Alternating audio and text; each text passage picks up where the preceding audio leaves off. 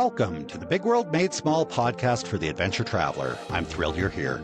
My name is Jason Elkins, and in addition to being your host, I'm also a former U.S. Army paratrooper, third-generation commercial hot air balloon pilot, paramotor pilot, ex-Montana fly fishing guide, advanced open water scuba diver, and a full-time nomad that's visited more than 30 countries on 6 continents. As a seasoned adventure travel expert with a passion for creating and sharing meaningful experiences, I'm on a quest to impact the lives of adventure travelers, tour operators they rely on, and the communities that host them. Every week, I bring you exclusive interviews with fascinating adventure tourism experts who have agreed to share their personal stories, favorite destinations, and some invaluable travel insights they've picked up along the way. We'll enjoy a casual conversation, create some connections, and likely share some laughs. It's my hope that by the end of each episode, this big world will feel just a bit smaller. Let's get started, shall we? Welcome back, everybody, to another episode of the Big World Made Small podcast for the adventure traveler. Today, we've got Phoebe Maina here. She is the CEO of Steri Tours and Travel. Phoebe, welcome to the show. Happy to have you here. Thank you, Jason. Thank you for having me. Super excited. We had a conversation before, and I thought you've got a pretty interesting story, doing some pretty cool things, and we needed to come back and actually record a conversation. So thank you for doing that. Phoebe, where are you right now? I'm just curious. I'm in Nairobi, Kenya. All right. Do you live in Nairobi? Yes, I live in Nairobi.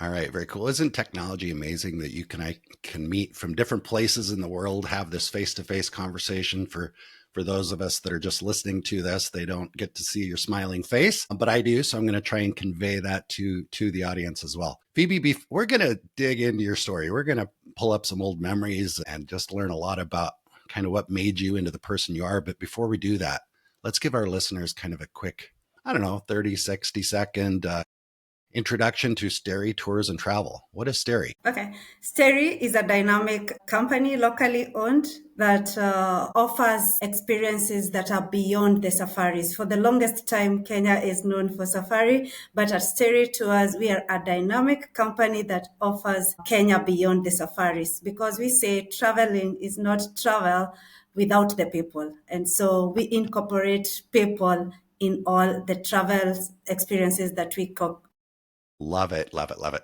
You mentioned the word dynamic twice, and I don't want to put you on the spot, but help me kind of understand. When you say dynamic, it seems like a key word for you. So what does that mean to you? What it means is the word steri actually is steric, because when I was in high school, I loved chemistry, and there was this atom called steric that couldn't stay. It was dynamic, moving a lot. And so I derived the name Steri from that. Really happy I asked about the word dynamic. I did not expect that. That's And based on your personality and our previous conversation and this one, I bet your family, when you were young and probably even now, kind of like, Phoebe, sit still. I'm just guessing. I don't know. Yeah. Very, very cool. Well, we're gonna learn more about Steri, but before we do that, let's go back to the childhood. I mentioned kind of when you were younger. How far back do you think we need to go for our listeners to get a feel for who you are, how you got from where you were to where you are now?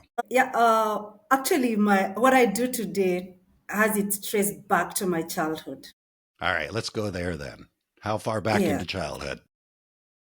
When I was young, as early as when I was 7 years old, I grew up in a remote village in Kenya, that is in central Kenya, on the slopes of Mount Kenya. And I loved traveling, although there was so much limitation in travel, because you're in the village, your parents don't have much, but at least I moved around within the village. And at the same time, I loved to help. I could not close my eyes to the problems I saw around. And every time I was prompted to help. And that led me into wanting to become a doctor. And I worked very hard. I scored A's in sciences, but I would say God had a different plan for me to be a doctor in tours or in travel. All right. Very cool. Hey, let me ask you this, because you said you wanted to help the things around you, help fix or improve the things around you. Where did that come from? Was that just you, or was there somebody in your family that kind of inspired that, or nurture, or somebody that you were around, or did it just come out of the blue? I would say my childhood and also my grandfather, because my grandfather took up the responsibility to take me to school since when I was 6 years old. And he took me through school until the university. What do you mean by that? Because I think that's something our listeners might like to learn more about. When you say he took you to school, he took you through from maybe six until university. What does it mean for a young African girl to say her grandfather is taking her to school?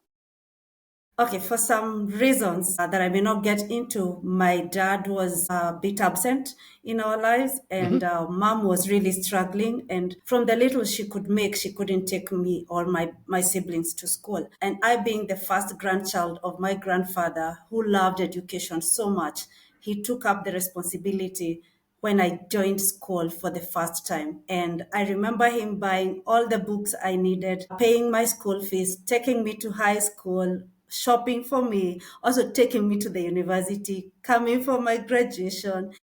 And yeah, I can go on and on about my grandfather who shaped who I am today. And he was so Wow. proud of me when I got into travel business. That's super cool. I'm really happy I asked about that. You've got my eyes watering here a little bit because I can just sense the emotion. So when you say took me to school, it's not just he walked me to school each day. He sponsored you. He ensured that you had the resources that you needed to not just get to school, but to get through school and create something. That's very cool. Yeah, it's true. Actually, I need to point out one thing that stands out.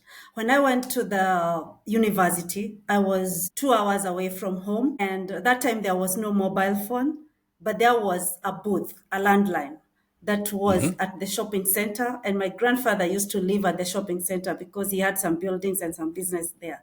So I would call the booth, and then the owner of the shop next to the booth at the landline would pick the phone, would pick the call, and I would tell him, please call my grandfather, tell him I need to talk to him. And then I would stay on the other end and wait for him. When he comes, I put more coins, I call again. And he was very reliable because once he was called, he was told, your granddaughter wants to talk to you. He would show up and I would talk to him and tell him, Grandpa, I've ran out of pocket money. And he would be like, let's say it is on a Wednesday. He's like, I'll be there to bring you money on, because we didn't even have mobile money like we do have today. Hmm. I'll come see you on Friday. Let's say I made the call on Wednesday and he promises to come see me on Friday to bring me money. And he would make a 2 hour journey. He wasn't driving, so it's using public buses. So he would board a bus and he would pick the first bus to be at the town near my university at 9 a.m. And I would find him at the bus station. I go pick him. We get into a restaurant. We take tea and a slice of bread together. He gives me the money that I needed. Then he boards the bus and goes back home. Wow. And that story is still stuck in my mind and in my heart. Yeah, I can tell just the look on your face. That's a pretty high level of commitment Mhm. and just the logistics involved. Because now we live in a world where, a lot of people, not everybody, but people maybe, that I grew up around now, fast forward to these days, it's like they're off in college. They need a little bit of money. They send a text message to their mom or their dad. The mom or dad transfers it through Zelle, puts it in their account, and sends them back a message. Okay, it's there. Yeah, I know. They don't even pick up the phone to call to say I'm out of money. I know. Or they send a Venmo request to mom or dad. Hey, mom, dad, I'm out of money. Can you give me? So for you to go down to a payphone, drop coins into the payphone, call the neighbor, basically ask the neighbor to go get the grandpa, to have the grandpa come back in 5 minutes because I'm going to call back again. It's a little different. So I can see where Yeah, that left a real impact on you. I'm yeah. curious also about siblings. You mentioned you were the oldest grandchild. Do you have siblings, or were there just other grandkids in the family? Yeah, there were other grandkids, and I also have my my three brothers. I am the Okay. only girl in my family, and three brothers are behind me. And of course, there were other grandchildren in the family. I don't know if you want to discuss this, and maybe later you're going to say, Jason, take that bit out. But I'm curious, you were the first grandchild. Grandpa bent over backwards to make sure that you got through school and you needed what you needed. I'm sure the other grandkids, he helped them follow their dreams as well as best he could. But I'm curious about maybe some of your siblings, some of your cousins, anybody else working in the tourism business, or anyone else that you want to kind of mention or share anything with us? Yeah, I have my cousin who was also, who was far young than I was. And when I started working, I was able to sponsor her through university. And now she works for me as the, she works for me. All right, very cool. So it's kind of that pass it down, or pay it forward or whatever. So that your grandfather helping you helped you create opportunities for her, and now you're working together. So that's very, very cool. So when was the first, you mentioned that you thought maybe you wanted to be a doctor, you studied hard, got good grades. I'm curious when or how it shifted from becoming a doctor to working in tourism. Like, when's the first moment you thought, oh, I can work in tourism someday? Just curious how you got there. Okay. Okay. It's interesting. When I was done with high school in Kenya, there was that program where when you scored certain grades, you are admitted to public universities and you're partially sponsored by the government. And so when the letter came for admission, interestingly, the government board that was placing students to different universities, they placed me in a university that was only offering education arts as a bachelor or a degree in education arts, nothing science. And Okay. Oh, I, interesting. I, it's interesting. I cried. I was like, I didn't want to be a teacher and I didn't want to do English and literature. Man, what will happen to my chemistry? What will happen to my A's in chemistry, in biology, in physics? And so I cried so hard. I tried to change. Nothing worked. And I was like, okay, fine. Let me be positive. Let me walk into the university and do English and literature, although it wasn't my choice. And along the way, I loved it. And as a matter of fact, I could see in the subconscious I was getting prepared for tourism, because my project in literature was oral literature among the Kipsigis. Kipsigis is one of the many tribes in Kenya. So how I picked that as my project is quite amazing. I started falling in oral literature, in culture, and that is amazing because that is what I'm doing currently. But then I didn't know I would be doing that today. And so Uh, let me ask you this, because this is interesting. What I heard you say was, yeah. in Kenya, you do well in your preliminary, maybe what we call high school, or whatever you call it there in Kenya. But if you do well, you take your tests and you say, I want to go to college. And then the government or some entity decides where to place the students based on the number of spots they have, the amount of money, whatever. So Yes. if you go into the program that they choose for you, then there's some financial, they help you go through school, scholarship, public university. I suspect that if you have the resources to say, you know what, I don't want to study education or literature, I want to be a chemist or something like that, you could try and come up with the money on your own to go to a private school, presumably, Yes. or is that how it works? Yeah, that's true. If I had the money, or if my family had the money, I could have studied medicine, because that is the course I wanted to study, Mm-hmm. as a private student in the government university or in a private university. But that was not the case for me. My grandfather didn't have those resources, and also my Yeah, I can parents imagine. didn't have the It's resources. expensive. Yeah, so I didn't have a choice. So I just had to do what the government chose for me. And okay, so I guess the obvious question is, are you happy that it worked out that way? Do you I am have regrets? so happy. Actually, I normally say my story was written way before I got to know about it. And that Uh-huh. is why I found myself, no, with all the A's in sciences, I got myself into a degree in education. And then I didn't even teach. Immediately after I graduated, I looked for a job, and I got a job as a teacher in a high school for only 6 months. I taught for six Mm-hmm. months and I was like, no, I can't be contained in a classroom. So Yeah. I looked for a job in the NGO world where I got a job with one of the NGOs in the country. And I worked in the NGO sector for 15 years before now I got into tourism. But while I was working there, I was organizing trips for donors and sponsors, and we were doing projects in the communities. And at the end of the project with the community, the donors and the sponsors, and also the teams that were coming to work on the project that they had sponsored, we would take them on a safari.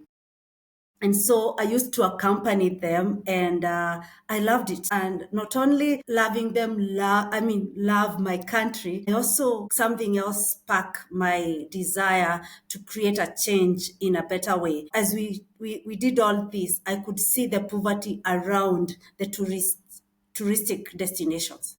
And so I was already in the development world of helping communities and all that. But I was like, there is a better way to empower communities by using already what they have and giving them an opportunity to take charge of their lives. They already had the culture, the history, they were protecting the environment, they were conserving the wildlife, yet they were still in abject poverty, while next to them were these big, thriving hotels with vehicles coming in and getting out.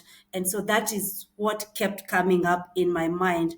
What can we do? What can I do? Collaborate with all the stakeholders and make a change or create a different story where now not only will the travelers enjoy our beautiful country, but also the local communities will get to stand and say, because of tourism, we are able to put food on the table, we are able to send children to school. Because of tourism, we see the benefits of preserving our culture, of conserving the wildlife, and also preserving the environment. That is how I found myself now in That's a founding mouthful. Steri Tours. That's a lot for me to digest, Phoebe. And Oh my I God. I think the question or the thing that you said Yes, that I want to follow up on right at this moment is you said, I asked myself, or the question was, how do we do it? yes, Right? How do we do this? How yeah. do we connect the resources coming in, the people coming in with the communities so we can lift them up? I think that's a really big question.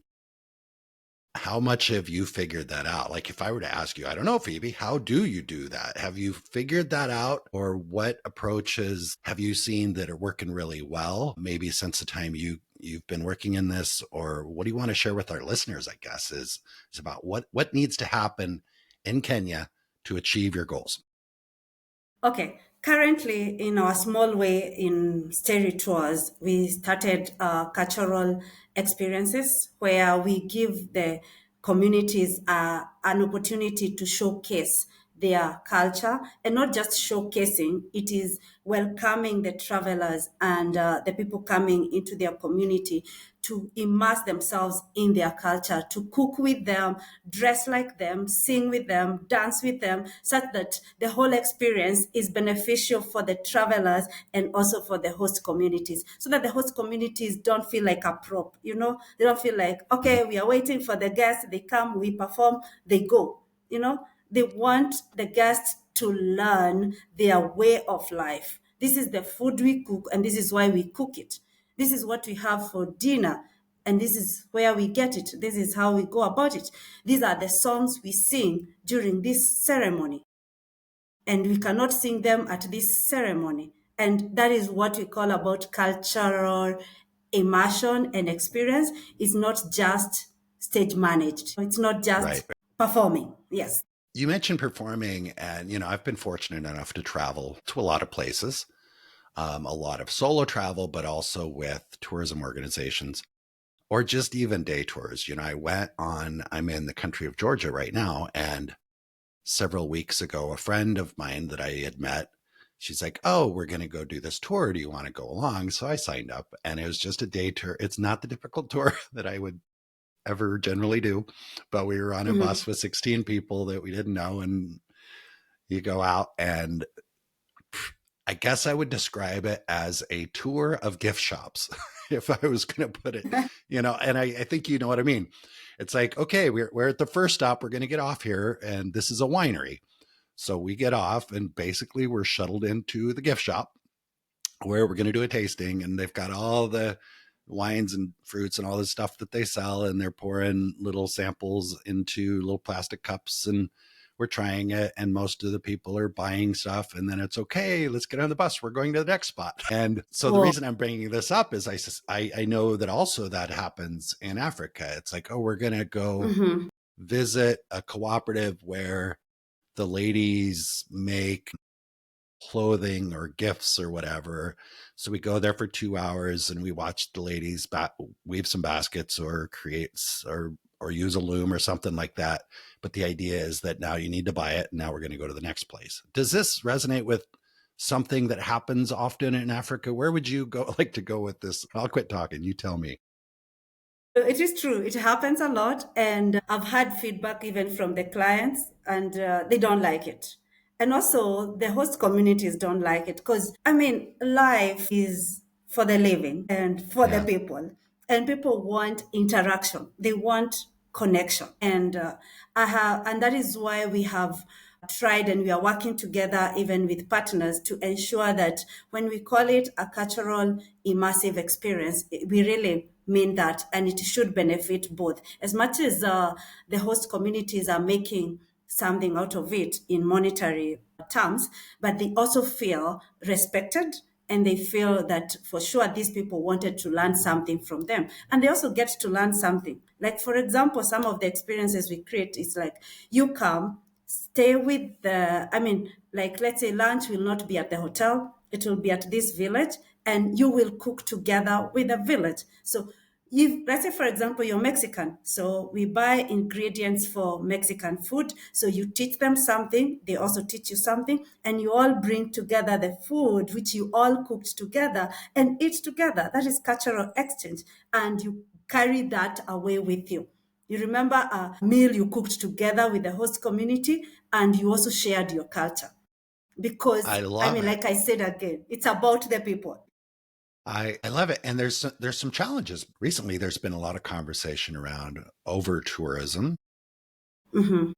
but we can also tie that to like what you're describing. I'm visualizing as pretty small groups, Mhm.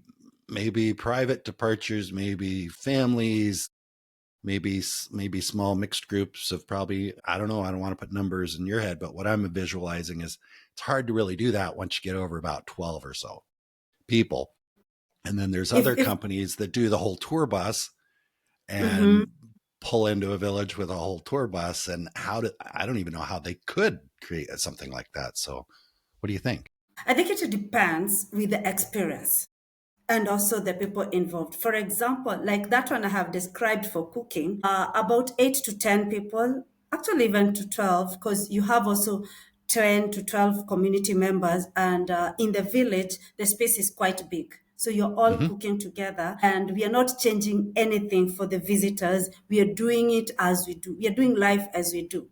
And so the community members will showcase life just the way they do. If they put 3 stones and they put a pot to cook, that is exactly what they are going to do, because it is quite different and it is quite authentic. Then there is this other experience of my tribe. It's called the Agikoyo experience. It's a new product that we launched recently, which involves a tea farm tour.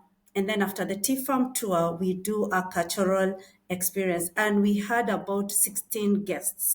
So that is like a whole bus, but you don't even get to feel like it's such a huge group, because as soon as they get into the farm, they are welcomed by a group of dancers who have preserved, or rather, we are working with to conserve or rather preserve our culture. So they have trained Gen Zs who have trained themselves our language, they have trained themselves the traditional songs, and they have also made traditional musical instruments. So they welcome them, and as soon as they get in, they sing, they dance together. Then after that, we give a brief introduction about the experience, and then we walk on the tour farm. And because the farm is so big and we have a couple of guides, you don't get to feel like you are overwhelming the community. And also the Mm-hmm. people who are picking the tea, there are so many, and they are so excited to show you how to pick tea. So you pick tea with the people. So everybody gets a basket because there are like 30 or 40 people in the farm.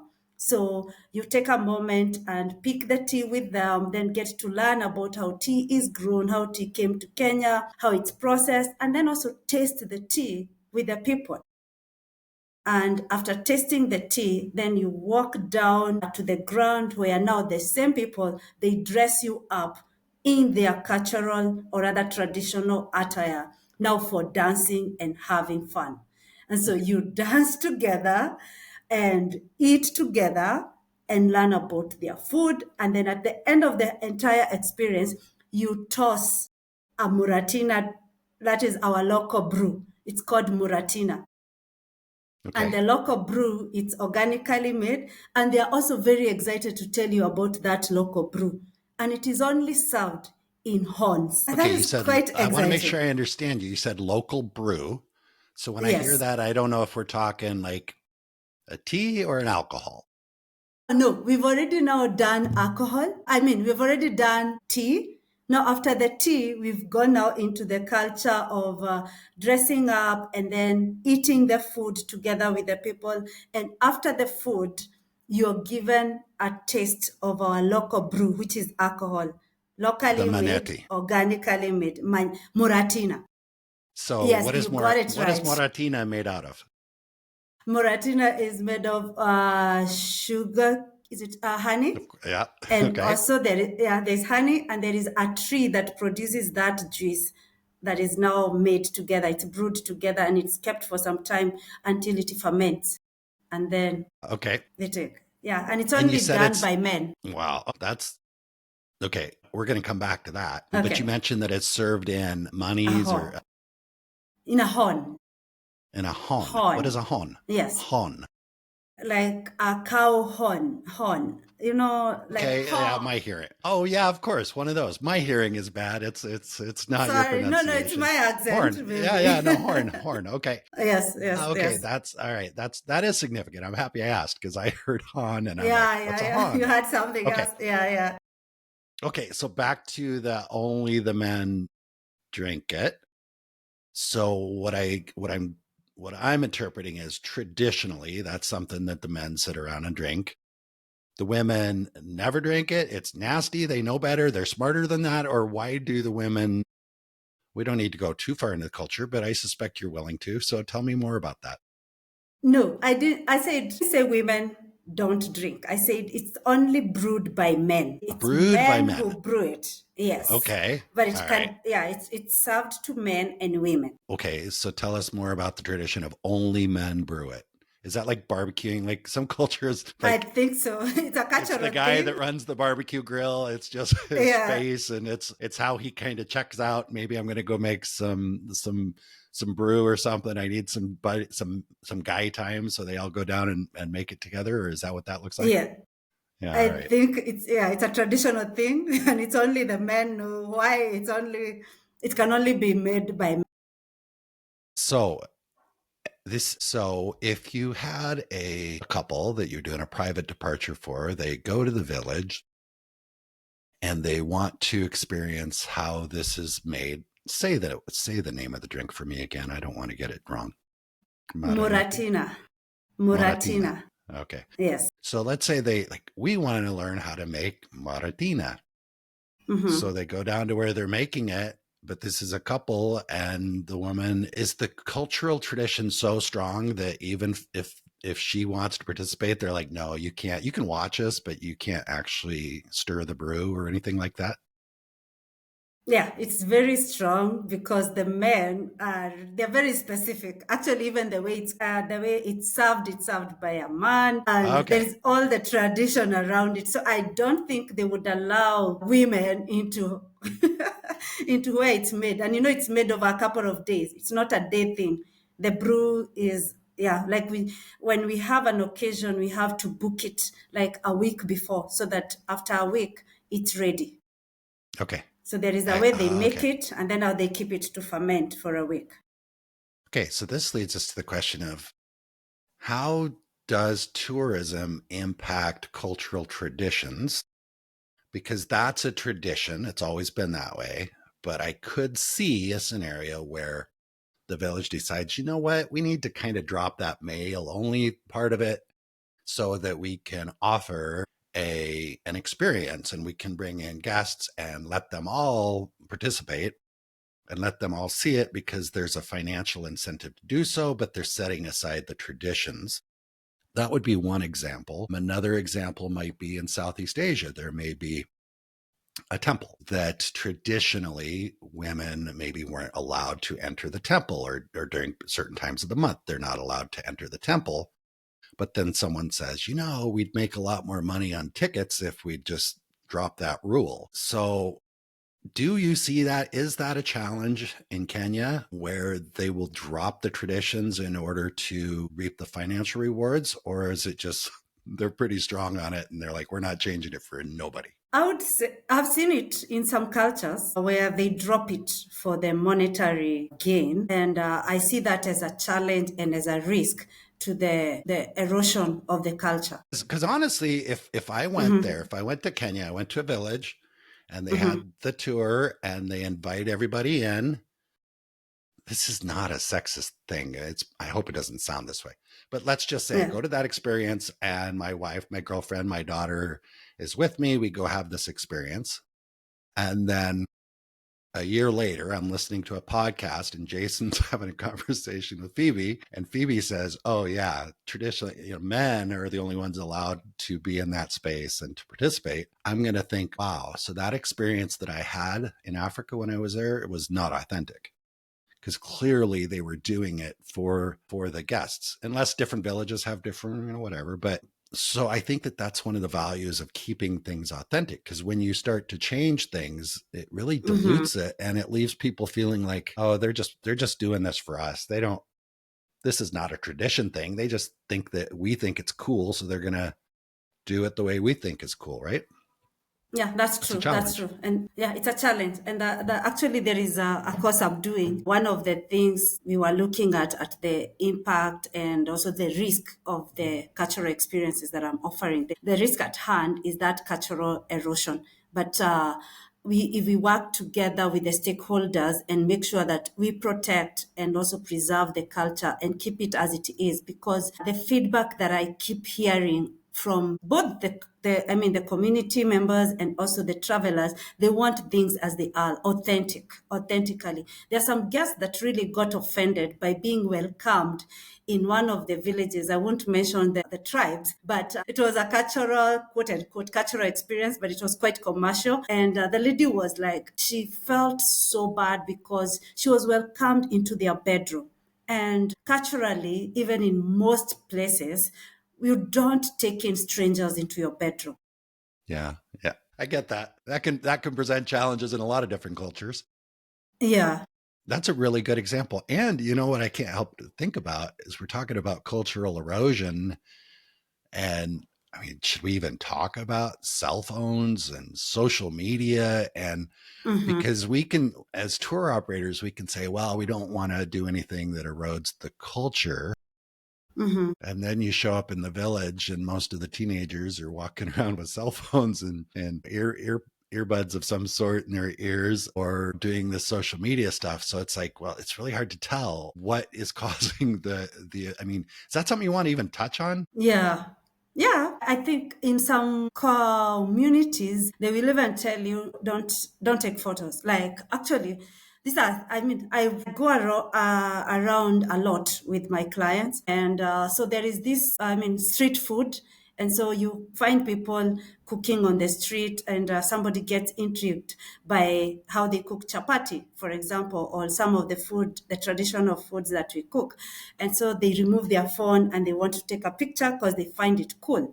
And then the locals are like, no, no, no, no, no picture. And there are two different reactions. There are those who will say they will get offended, don't take my picture. I'm going on with my business.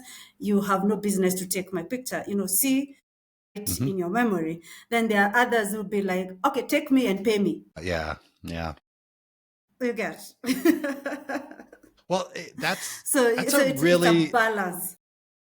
And that reminds me, and that's a really good thing for people to, I don't know how you always figure it out, but when you go into a new community, I travel a lot and it's almost always solo travel by myself, and figuring out the social norms, and like I see fascinating things that I want to capture to share with people.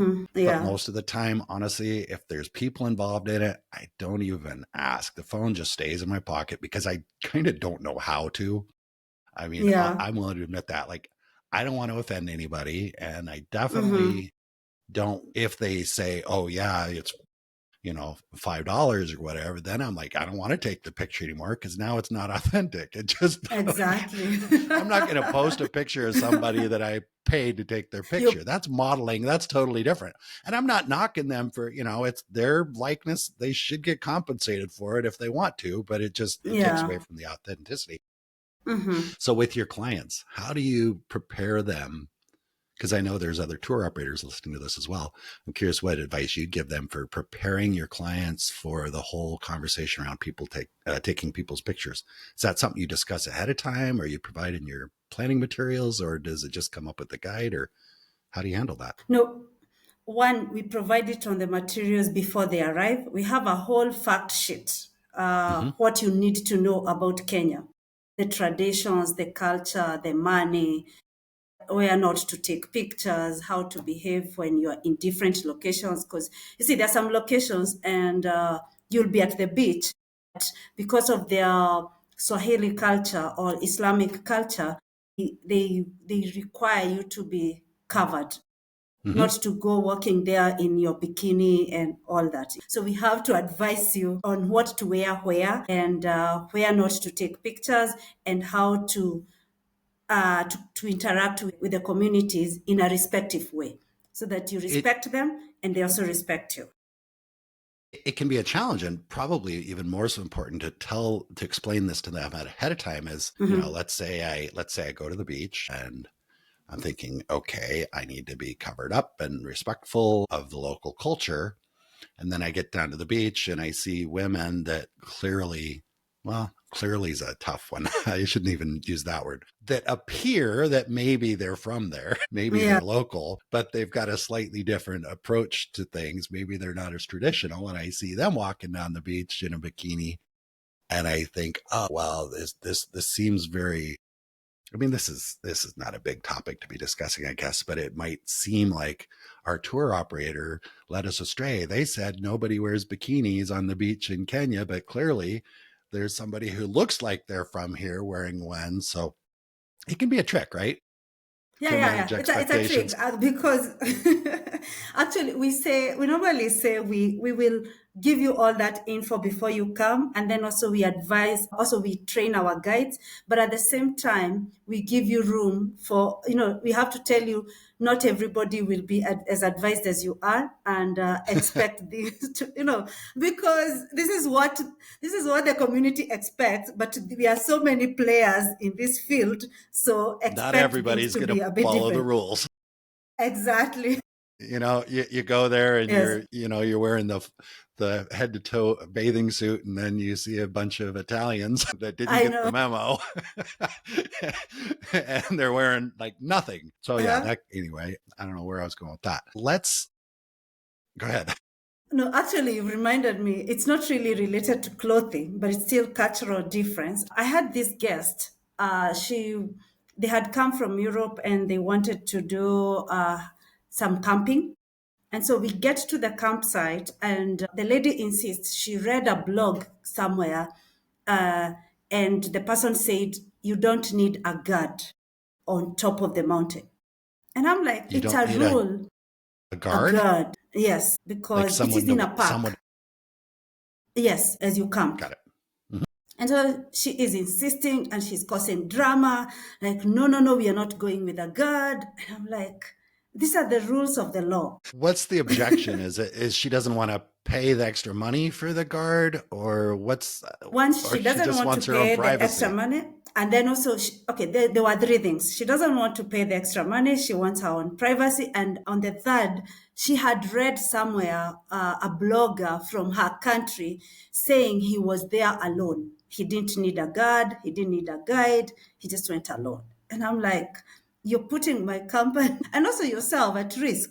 it's a real challenge in this information age, and it gets even more Mm-hmm. challenging with some of the AI, because ChatGPT told me that I don't need a guard. Okay. Exactly. And you've got, I'm not gonna say any names. I'm not trying to apply anything against bloggers or writers or content creators, but you can write a pretty convincing article about a place having never gone there if because you've got access to resources to research stuff. And maybe your story about camping in Montana somehow crosses wires with your story about camping in Kenya. And then it says, oh yeah, you can go do that in a tent without it's completely safe. There's nothing there that'll hurt you. Mm-hmm. So yeah, it's gotten pretty challenging. I think one last question on this cultural aspects, because I know that's a huge part. It's a huge part for me, and I know it is for Yeah. you. And when it comes to guide training, it's like, how do you take a local guide and train them up, or just train them, work with them to work with clients from the US, the UK, Australia, France, Germany, whatever, without taking the authenticity away of their culture? Because I know when I go somewhere, and if I'm going to be with a guide, I really want to connect with them on an authentic level. I want to kind of see what their life is like. But I also realize, maybe even from the guide's perspective, they're like, I want to appear like a professional, which in their head might mean I need to be more like my clients. I need to understand my clients better. And understanding is always a good thing. But I guess where I'm going with this, I'll give an example. One point when I was in the Bahamas, I met a guide that I was going out with for the day, and I'm pretty gregarious, outgoing. I wouldn't say stereotypical American, but I'm pretty outgoing. And I walk up, I stick out my hand to shake his hand, and he kind of puts his hand in my hand very loosely, no muscular tension at all in his hand. I'm trying to describe a really soft handshake. Yeah. And so I shake his hand, and he's quiet, kind of tips his head forward, and very, very soft handshake. So later on, I asked the lodge manager about that. This was years ago. And he said, it's a sign of respect. It's a cultural thing. You're his client. So I don't know if I want to use the word submissive, but that's the word that comes to mind, is he's trying to be respectful and submissive to your desires. So he does a very loose handshake. Oh.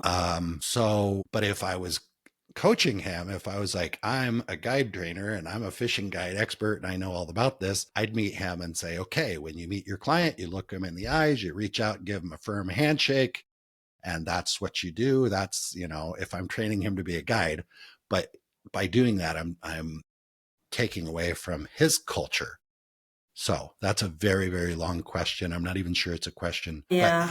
but how do you deal with that? If you're training guides that are going to work with your clients to meet the clients where they are, but at the same time, not give up their own cultural authenticity. One, okay, we work with trained guides. There is the ones that are already licensed, the safari guides and everything and all that. And at the same time, we connect them now with the local guides who are not the safari guides. And Mm-hmm. they have to be connected with that local so that they speak their language. Because some of the guides there that understand the culture and everything about a place, they may not even understand English, Right.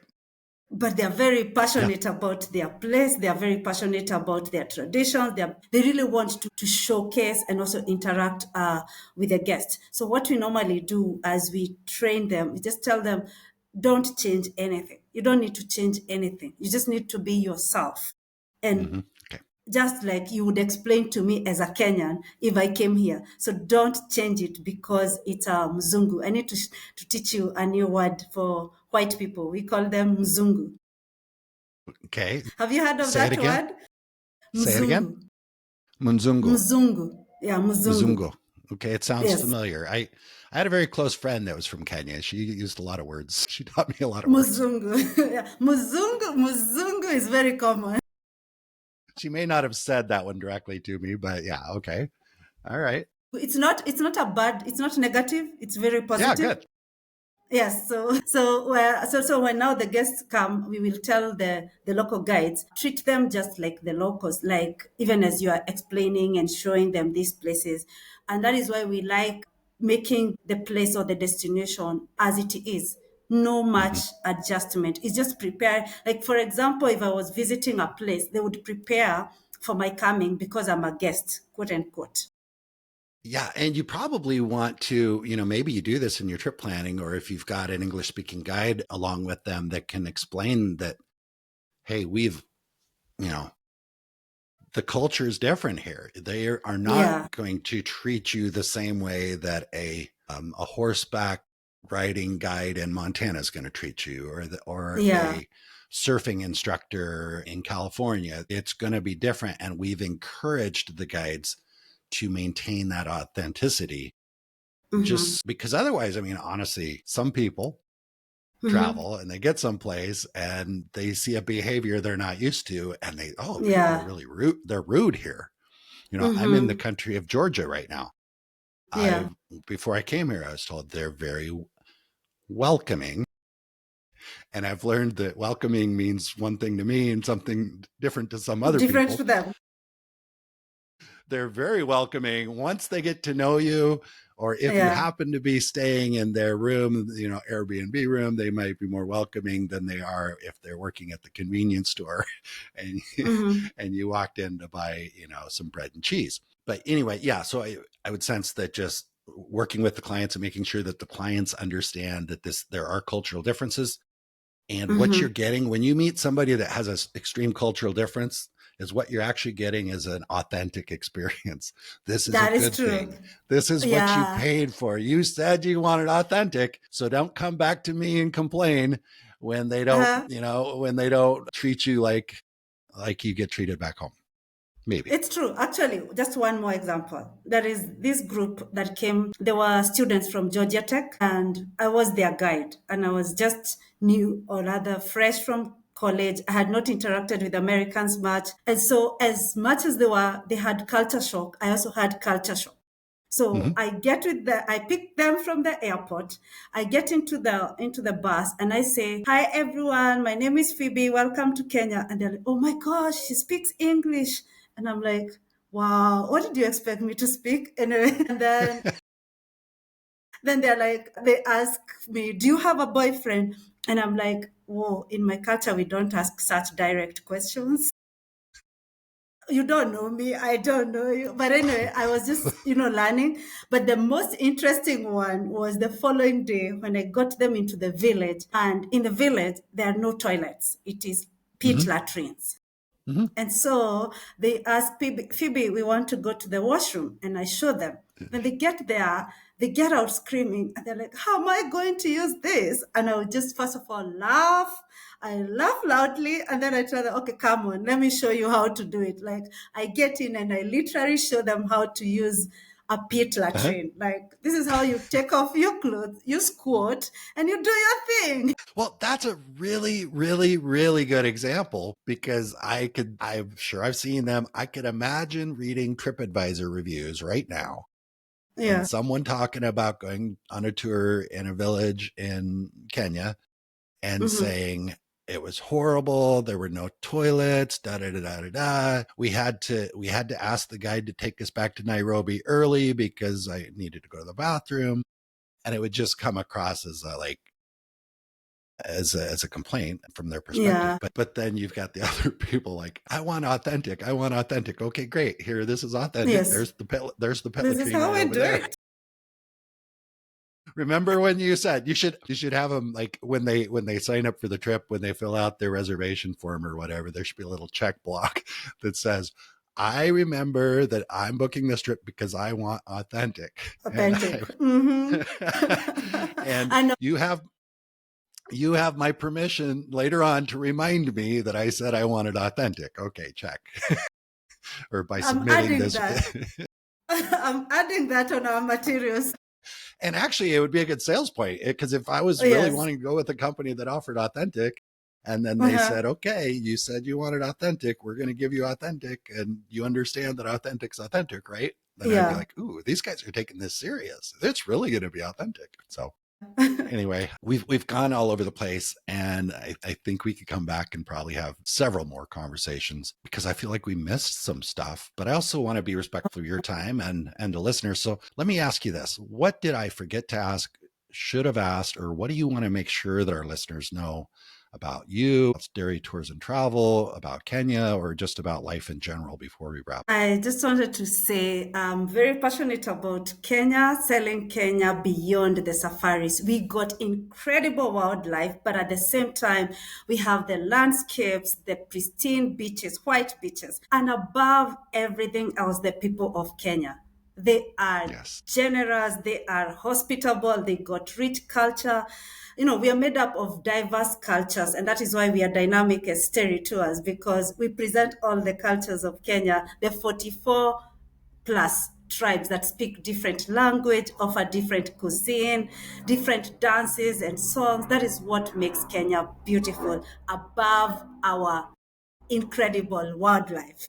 And I should ask, just for clarification, both for me and our listeners, you do the safari stuff as well. So if you've got a client that wants to do safari above and beyond, in addition to safari, you can do that. So it's not just the cultural dynamic stuff in addition to safaris. It's safaris as well, right? Actually, yeah, it's safari tour, but on top of it, we incorporate the immersive experiences.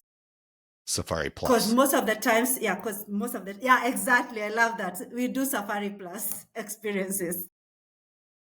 All right. Very, very cool. We're going to have a link to your website in the show notes. Anybody that's listening to this, I know you can hear Phoebe's enthusiasm and energy in her voice. Anybody that might be watching this can see it on her face. So if you've been thinking about going to Kenya, this would be a pretty good time to click on the link in the show notes. Go take a look at her website, reach out to her, make sure you tell her that you heard her conversation on the Big World Made Small podcast. And I can tell she's going to take great care of you. Phoebe, thank you so much. I will. I really appreciate you taking time to come in, share some of your story, and let's do it again soon. Thank you so much, Jason. It was fun. I didn't even realize time ran out.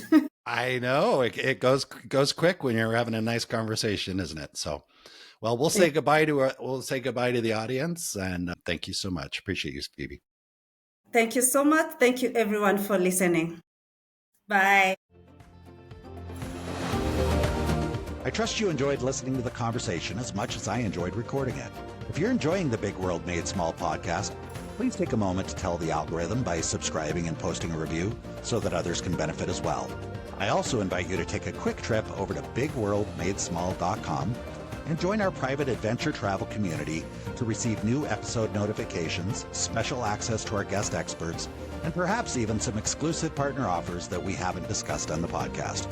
I'll publish another episode soon. Until then, keep exploring. It's the best way to make a big world feel just a bit smaller.